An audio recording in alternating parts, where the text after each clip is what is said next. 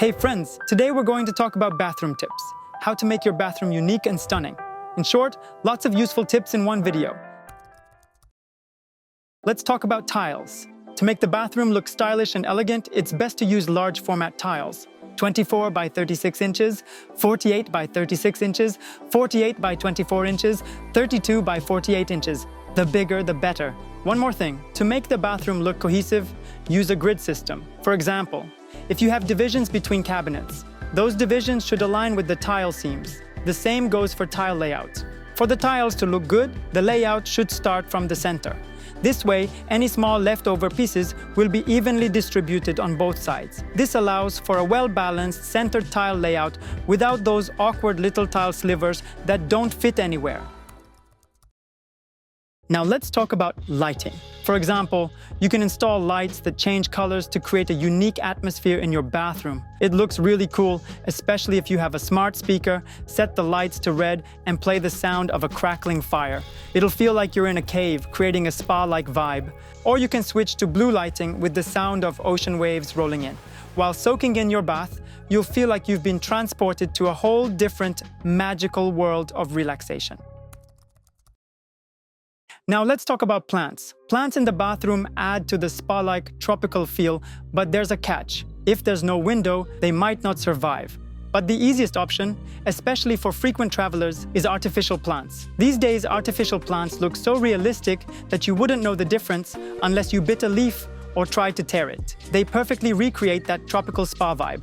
By the way, speaking of plants, besides regular potted ones, there are also green walls. Green walls come in different types. Some need manual watering, while others are designed with an automatic irrigation system. Now let's talk about storage solutions in bathrooms. Typically, bathroom storage isn't planned well, so you end up with bottles. So how do you avoid this mess? For example, at home, I have a large mirror with an open shelf on the right side.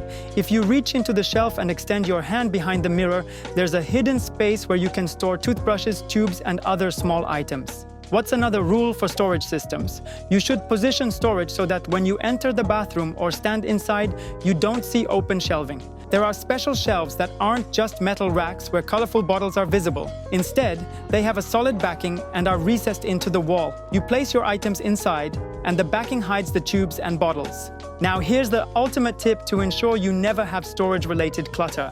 Horizontal surfaces. Simply eliminate horizontal surfaces, any spots where things can be placed, and start piling up. Keep only the sink, and for essentials like toothbrushes, install a wall-mounted holder. Everything else should go into closed storage or hidden niches. This way, your bathroom will always stay tidy because there simply won't be any surfaces for tubes and bottles to pile up. I've talked a lot about storage systems in another video. Check it out. But I'll also share a bit here. Storage can be designed so that when you walk in, you don't see it. You can create a niche to store toilet paper, a smart speaker, or anything else that might look messy. Arrange things so they stay out of sight. Let's move on to plumbing. When it comes to plumbing fixtures, there's one main rule. First, all your fixtures should be from the same brand and in the same color. If you choose fixtures from the same brand and collection, they will match better and look more cohesive. If you mix brands, even the chrome finish might have different shades. So stick to one brand and one collection. Smart toilets. Smart toilets are a great choice. Do you know why? Because they already come with a built-in bidet, so you don't need a separate bidet or a separate hygienic shower. A hygienic shower is also very convenient. If you have a regular toilet, you can install a hygienic shower. A hygienic shower is really handy. It's great for washing your pet's paws, for example. And of course, you can use it for its intended purpose as well. Continuing with the plumbing topic, freestanding bathtub. Everyone loves these beautiful freestanding bathtubs, but do you know the catch? If you install a freestanding bathtub, you need to have a shower nearby so you can easily get out and rinse off. The ideal option, when you have one combined unit, a freestanding bathtub and a shower, so you step out of the tub directly into a large shower area. You step out, grab your towel, dry off, and everything is fine. And in this large unit, you have a drain. Typically in apartments, you need to create a slight elevation to ensure the drain has the right slope. And one more small piece of advice regarding plumbing, if you are designing a bathroom. In many hotels and apartments, you arrive and immediately notice the smell of sewage. Do you know why that happens? It's because there's no check valve installed on the drainage pipes. Always install a check valve. That way, you won't have any bad smells in your shower or bathroom. Heated towel racks. Honestly, we haven't been using water-heated towel racks for a long time. We tried to replace them with electric ones. They're just more convenient. When you need it, you turn it on to dry your towels, and when you don't, you just switch it off. And do you know a unique and interesting alternative? This is a heated wall. You embed underfloor heating into the wall and install a thermostat to turn it on and off. Then you place towel hooks above the heated section. The bathroom should match the overall style of the apartment. How do you achieve that? You use the same materials as in the other rooms. For example, if you have a specific tile in the kitchen, you can use the same tile in the bathroom. By the way, bathrooms are often combined with master bedrooms, and sometimes this is done using glass partitions. To be honest, a very controversial decision. For example, if one person wakes up while the other is still sleeping and needs to brush their teeth, they'll turn on the light and the water. Honestly, glass lets sound through quite well, along with light, so it can easily disturb the person who's still asleep. Another awkward issue, going to the toilet. Sound travels easily through glass as well. But if you still want to have a glass-enclosed bathroom, there are a few tricks that can help you minimize these problems. Design the toilet so that it is not visible from the bed. Ideally, the toilet should be in a separate small room. This way, the person using the toilet will not be seen and will be hidden behind a separate door inside this glass enclosure. Now let's talk about what not to do. Look guys, this is glass. You're lying in bed, relaxing, and you have a perfect view of someone sitting on the toilet. Okay, this isn't the worst case because there are curtains here, but friends, this glass still lets sound through perfectly, so whatever you're doing in the bathroom will be heard by the person lying in bed. Of course, if you live alone and never have guests over, this setup might work just fine. So what are the alternatives? One option is smart glass. Smart glass can turn opaque at the press of a button, instantly providing privacy, so that's another possible solution. For example, you could have a glass partition with a curtain inside, allowing you to close it for privacy. However, sound will still pass through and curtains usually don't close completely. There are always some gaps. It might seem like a good solution. You close the curtain and you're hidden. But look, there are still gaps. And through those gaps, you can still see... Nope, not ideal. These are the little things to consider. So guys, this is not the way to do it.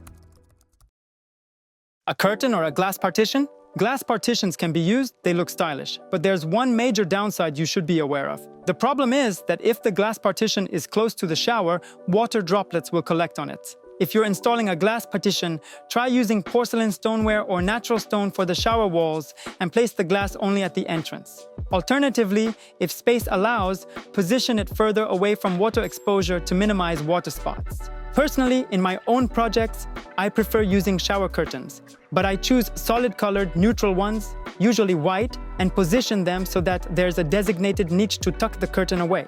Now, another point. Your sink is right in the bedroom, so one person is sleeping while the other turns on the water. Just listen to that noise.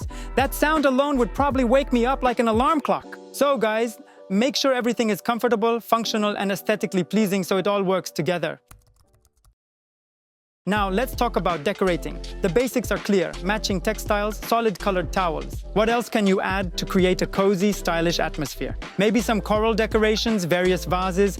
Everything should be well coordinated. One very useful item for the bathroom is a small stool. You can toss your clothes on it before showering, or someone can sit on it while chatting with you. Basically, if someone wants to talk to you while you're soaking in the bath. Trays for organizing small items. Various trays help keep clutter under control. If you have soap, a jar, or a hairbrush that needs to stay out, placing them neatly on a tray looks much better. It'll be both stylish and practical. Ventilation. Usually ventilation is just installed and left as is, right? Usually people just install a white vent cover where the duct exits, and it ends up drawing too much attention.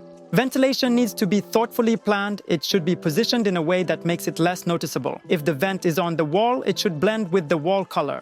For example, if you have a standard white vent cover, you can paint it the same color as the wall to make it less visible.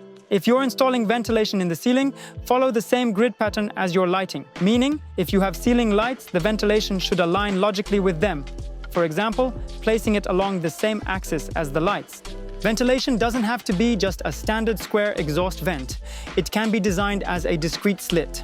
This slit should also be carefully integrated into the ceiling design. And if your bathroom has a window, it definitely needs some kind of covering.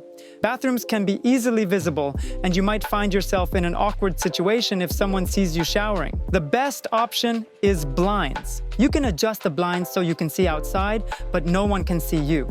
There are also sheer roller shades that let in light, or you can opt for frosted glass or even smart glass. Press a button and it turns frosted. Press again and it's clear. That's another great option. And in conclusion, my friends, I hope these bathroom tips were helpful.